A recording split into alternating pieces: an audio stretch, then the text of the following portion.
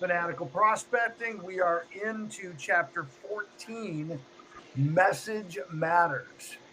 And I hear all the time as a coach, I'm leading you guys, what am I supposed to say? I don't know what to say. And this chapter really breaks down a lot of that. And here's the fun part of this. We know when we are prospecting that we're interrupting somebody's day. It's been a part of the equation always. And it's part of our subconscious fear that gets in the way of us prospecting. I've got a lot of people reporting to me right now on 2-hour blocks, and the numbers reflect that they truly aren't focused, diligent, cranking along, just making conversations happen. And as we all know, we're paid in direct proportion to the number of conversations we have. So we've talked about who to talk to. We've talked about when to talk to them. We've talked about all this stuff, and now we're getting into the actual words. What are you guys pulling out of chapter 14 or previous that got your attention? And Kim, you're Mike's hot. You're first up. I I'm enjoying this book. I'm enjoying it more than I thought I would. And I like how it's organized. I will be very transparent with everybody on here is that I am still in the middle of chapter 13 because I went back and reread it with all fairness. Awesome. And what jumped off of 13 for you? The level of directness, accuracy, and the fact that it was a literal GPS on how to be successful and utilize social media. I believe on a personal level, social media is underutilized and incorrectly utilized. Social media can be totally free. It's a free way to contact hundreds, if not thousands of people. Absolutely. I also loved that he talked about social prospecting is a grind. It takes work. It's not easy. It's not simple. It's not automatic.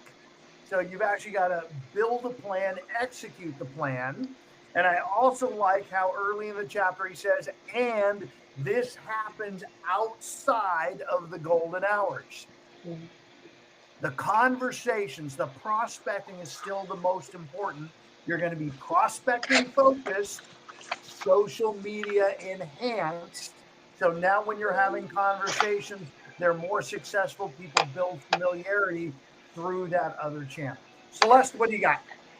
Well, I guess I'm looking at from a top-down approach that I really feel like this is a master class on our business. And if you're not thinking of this as this is really college level value, what we're bringing in this book. And the reason I say that is simply when you read the book, and I mean, when you actually read the book, don't just show up here and say, oh, I'm part of this. If you're reading, you're going to get amazing value for your business. And one of the things that I picked up is in chapter 14 on page 133, it says the salespeople are making egregious messaging mistakes on the phone, in person, via email, etc. And the reason that they're saying that is we have this tendency to believe that our product and our features are what the people that we're speaking to want to know. They don't. They don't care about that. What they care about is you're hearing them. What's their timeline? What's important to them? When do they see this happening? And maybe our place is simply to be a coach, to coach them to maybe their expectation is they want to move in the spring. First off, to identify what does that mean to them, not what we believe, but what they believe. And then tell them, how long do you think it will take you to get ready? Their vision is usually, it'll take me 2 weeks. And when they get into it, all of a sudden now that 2 weeks becomes 4 months. So the reason why I say any of this is I'm working with a senior right now. And I had this conversation with him back in July. And what was the best part about the conversation was I went in with an understanding. It didn't matter what I wanted. It mattered what he was needing. So this particular moment, this chapter, this paragraph, where we talk about how what we normally might think is a sales pitch, it is not. And it never has been. only until you answer their issues can you even begin to overlay what you're able to do to help them. So 2 great nuggets I want to make sure you guys hear that Celeste put in there, right from page 134 of the material. No one wants to be pitched. You hate it, I hate it, and prospects hate it. It was so much fun this morning on our accountability call an hour before this one. Justin, I wish he was here because we had an amazing third-party validation conversation yesterday. We were working with another agent. It went awesome. He's ready to go. He's doing application. He's coming and joining our family. And Justin came out of that so excited about what we can do to help people. The next person he talked to became a pitch rather than a learning conversation, and it didn't go as well. He had so much enthusiasm that it's just, this is awesome. Now, the other thing she said, though, that I really want you guys to lean into, thank you for Celeste for this piece, is you really are all coaches. The things I teach about asking powerful questions, about listening intently, about finding out what their needs are and what their story is. Celeste had a great example. We want to move in the spring. Well, what's important to you about moving in the spring? Their story might be that there are more properties available. I'll have more opportunity to find something in the spring. And what they don't understand is there's also a lot more properties on the market competing with the one you're wanting to sell. And do you want to sell when there's a lot of competition or just a little competition? You very well may be able to change their story again, asking powerful questions to get that shift. So you're all, whether you like it or not, you're all growing to be coaches. You are going to learn to be coaches to consumers. And then if you so desire, you get so good at this, you might just move into coaching other business owners, other emerging business owners, because that's what every real estate agent is for the most part, into how to be successful. What else are you guys pulling from chapter 14 or previous? Nafrita, my dear, welcome. Good morning. So good morning. I want to see your face. Why isn't that camera on? Oh, because I look crazy. But we all do. Come on. You're hearing my It's voice. Okay. I'll bless you with my voice today, okay? All right, but I'm going to push you on this to just show up as you are, because the more comfortable you get with that, the more it'll help you on just doing video.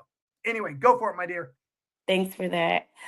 So one of the things I pulled out, and even listening to Celeste talk, right? Like, they need a coach, right? What do they need a coach to do? So a word that jumped out to me was being a bridge, right? If you look at page 144, it says people make decisions based on emotion first and then justify with logic after, right? So if we can identify what is the thing that is driving the emotion, right? What is, like, she mentioned, is it selling in the spring or buying in the spring, or what is it, the time of the year, right? Is it the financial restriction, right? What is it? Is it a graduation coming up? When we can identify that thing that is leading the emotion, then we can build the bridge with the logic. But if we go in there with just logic first, if we go in there with what our services offer, they're disconnected. And another thing we always, talk about is people love to talk about themselves, right? So how much are you listening to get what they are saying, to understand what is their issue here? Because on top of us being coaches, we are also problem solvers. But if we cannot clearly identify the problem, how can we present a solution? We cannot, right? So the word bridge, and when I went just to kind of look it up, one of the meanings jumped out is something that joins or connects. So what are you connecting your prospect with?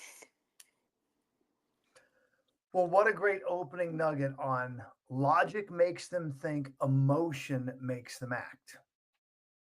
And for almost every salesperson, they utilize data-driven decisions in an attempt to get people to make a decision. And that's not going to get them there. You've got to get into the heart of what truly is important to them. Why does this matter?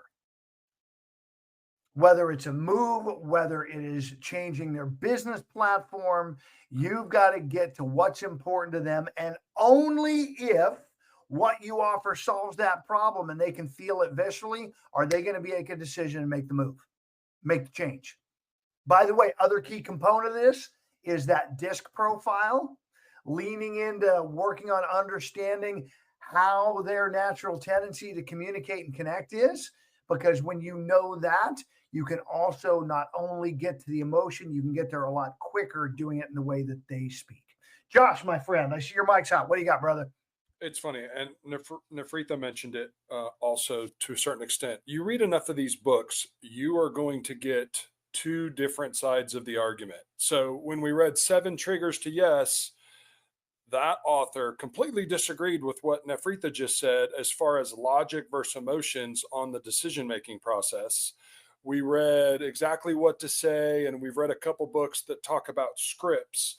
And then in this chapter, he said, look, ditch the scripts, have a conversation, get to know somebody, be yourself, message matters, and quickly get to the point. Because one of the problems with scripts are, you essentially prolong the inevitable. But I think the thing that ties them all together is everybody is going to present themselves, communicate, and take information from whoever they're prospecting with very differently. And the one thing I think that, and I remember hearing this in college, for every sale you miss because you're too enthusiastic, you will miss 100 because you're not enthusiastic enough. Whichever approach you take, whether you're trying to base a logic argument or an emotional argument, or you're just speaking freely or walking through the scripts, I think as long as it's authentic and you're enthusiastic and you truly do connect, you're accomplishing your goal. It's just everybody has a different approach how to get there. I hear what you were saying, Josh, and can see that. And I'm seeing these as melding together. Because again, the 7 Triggers to Yes talked about some logical assists, yet the decision making is still emotional, especially in the real estate space. How many times by show of hands have you had somebody give you their list of what they wanted a home, and what they actually bought was radically different because somebody fell in love with something? Raise your hands, right? Okay. So, and once they fall in love with it, then they start justifying with logic. Well, it's close enough to the kids' school. We can get there. And because it's got a bigger yard, all their friends will come to us with the pool in the yard and play in it. They'll come up with that logic. The other thing on the scripts, Josh, it's part of the reason I've adjusted mine. I love teaching scripts and the language. And what I really want all of you to get are script nuggets. Just little pieces you can pull at the right moment. Most people use a script word for word, top to bottom, in an attempt to drive a direction. I've been working behind the scenes, guys, to help you and getting nowhere with conversational AI. Because conversational AI follows a flow, and it really is a flow, and no matter what the flow is, what it's following, even it's a decision tree flow. And we need to be a lot more interactive. So these script nuggets allow you to go where the conversation goes with whoever you're talking to. Again, whether it's a consumer or an agent, I want you having their conversation. I want you going where they want to go. And at the same time, I want you controlling the conversation. It's an interesting balance. Remember, the way you do that is strictly by asking questions. The person who talks the most dominates the conversation. The person who asks the most questions controls the conversation. So you can still follow them on their journey of where they want to go with that conversation and still control it By asking the questions that get you the answers you need, which tie into what I've already heard in this room, getting the information, being the bridge, finding the solution that fits whatever problem they have.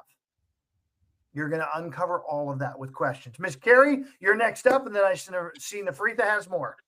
I was just going to say pretty much what you said. So between the scripts and being authentic, like in the beginning, like we might use a script, but once we're comfortable, then we're just, like you said, using the nuggets and bringing it into our language within our authentic self. So that's when you start saying it, I was like, oh, yep, that's yep.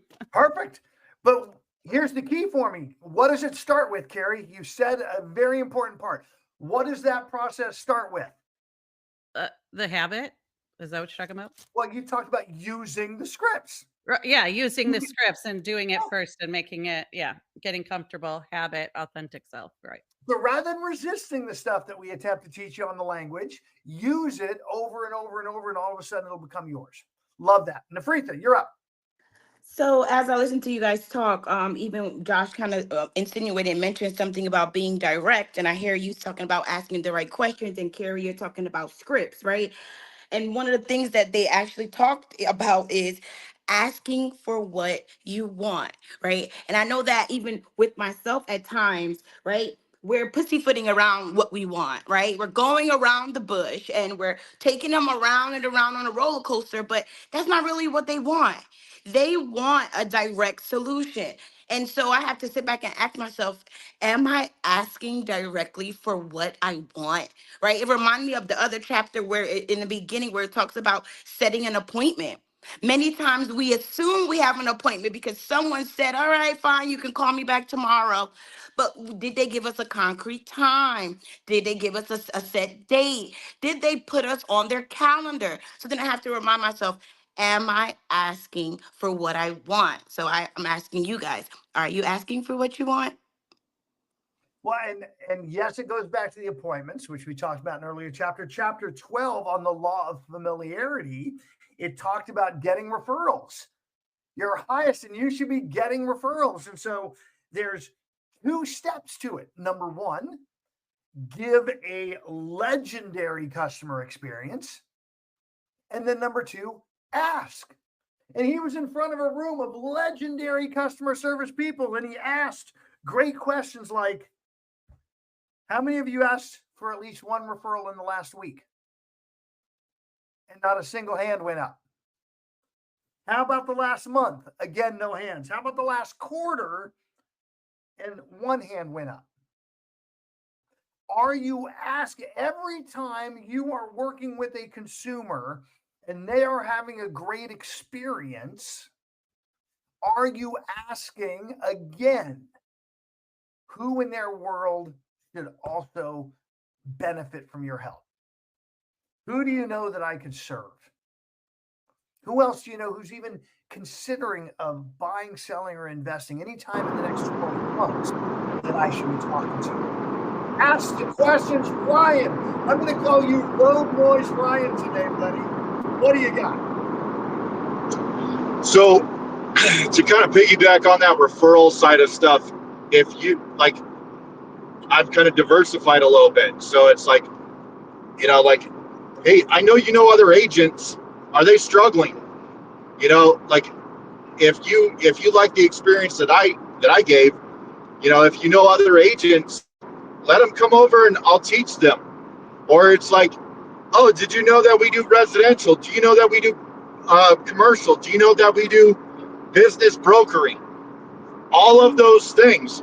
Like if you're just asking for like just one, you are now pigeonholing yourself into like one stream of income. And being able to understand that your customer base could have way more revenue streams to help you with is something that I found that is a huge point. Absolutely, brother. By the way, another fun one with that, you can almost be a little devious with this referral request and a great message. Let's just say you're talking to an agent in Idaho, because we don't have anybody in our Renegade group in Idaho, and they don't want to talk to you. They're not interested in being a part of our family. You can ask for a referral. Who do you know in your marketplace that could benefit from 180 plus referral partners that I should be helping? Even the no's can be a request if you have the right messaging from 14. Jeanette, I've seen your mic hot. What do you got, my dear?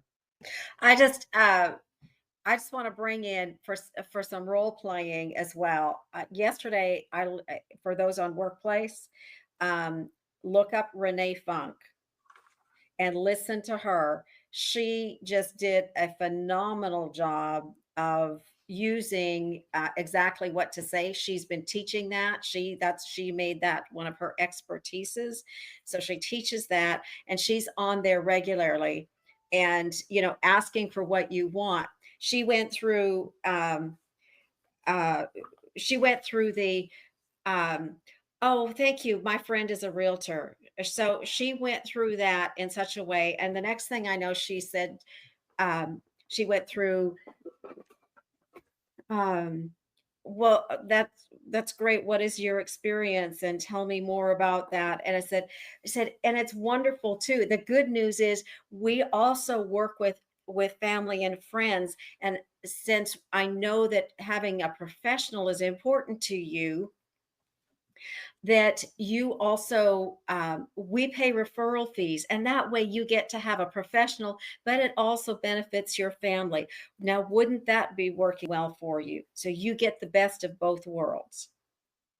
Just as she talked about that just blew me away how she did that. And Renee Funk, she specializes on, and Phil Hahn, I think, is there as well.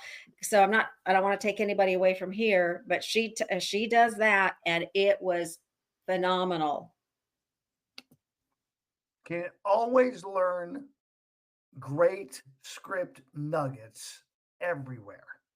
The key for you guys is to write them down, have them in front of you, and start using them so they become yours. You attend all this different training on exactly what to say or this person's scripts, and you don't actually then start using them. Ryan's going to be the king of let's take action. Let's get this done. Let's internalize it. So just make sure that piece is happening. Yes, road noise, Ryan.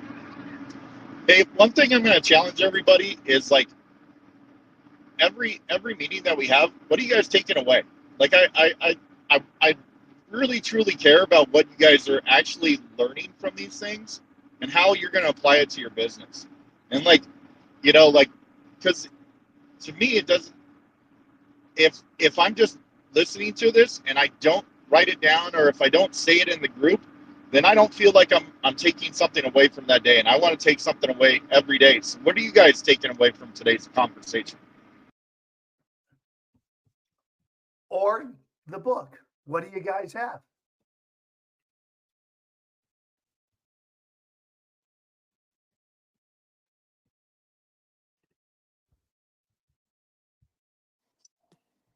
The name of the chapter is, it says it all, the message matters.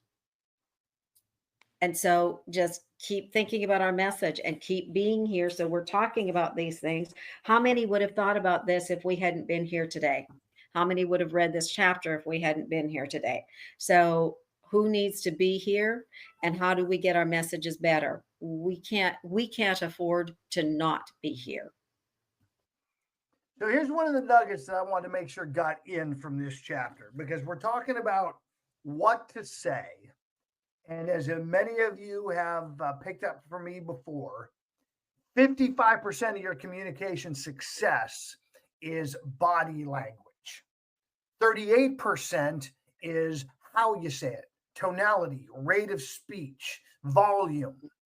And only 7% is the words you use.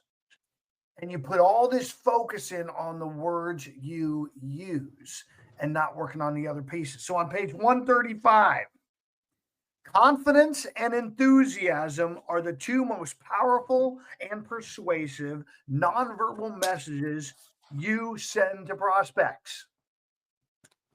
And the fact is, confidence and enthusiasm we all have at some level, and we can all amp it before we get into a conversation. We can change how we feel by changing our facial expressions, the words we use, our own internal self-talk, and our physical posture.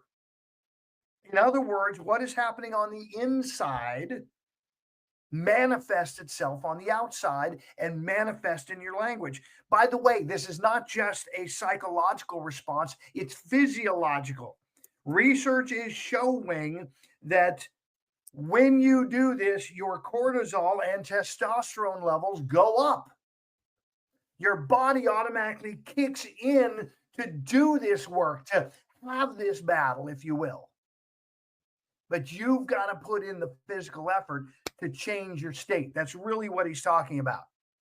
So he ends the paragraph, and we might do this at the end for a little fun because I've done this lots of places, so it's much better in a room. Act enthusiastic. Mm-hmm. Think enthusiastic thoughts and use enthusiastic language, and you will begin to feel enthusiastic naturally, and eventually you will become enthusiastic on a regular basis. I get comments all the time from folks talking about my energy that I bring to these rooms, and when they see me elsewhere, I'm in the same state. It's because I've acted it so long, I've made it a part of my choices so long that it's now innate. Celeste, go. Oh my gosh. I want to say so many things. I think I have also suggested in the past, I have a master list of questions that I use. I print it out and I actually have it in my listing presentations. I think we should have one for our new sales listing presentations because there are a lot of questions that need to be covered. And I believe that as we're doing this interview with a client, obviously we want to learn about them, but we need to be leading, as Coach Russ just said, we have to lead the conversation. So if you don't feel that your memory is so awesome that you can just pull a thought out of your head, why not have that cheat sheet? And the power of a cheat sheet is not that you look like you're a rookie. In my impression, it makes you look like you're prepared. You don't want to miss anything. And to give one more element of this, because I think it's so powerful, don't make the assumption that one person speaks for both. If you have two people sitting in front of you, be taking the time to stop the conversation and turn to the other person and ask their opinion, because it could be a very different opinion. Absolutely. And I think a key takeaway on this that you could all implement today is have a sheet out to write questions on. The fact is, in any moment, in any conversation, or right after any conversation, you can think of questions you should have asked. By the way, that even is true for me. I reflect on conversations and go, okay, what could I have asked to make that a better and more powerful conversation? Make it convert quicker. So, guys, today, Wednesday, let's work on this question piece. Let's work on our database piece. It is Wired Wednesdays right here in this room, 1 to 2 o'clock. We have Maria helping you implement your KV core and getting that up and running at a high level. And she's there one-on-one to help you.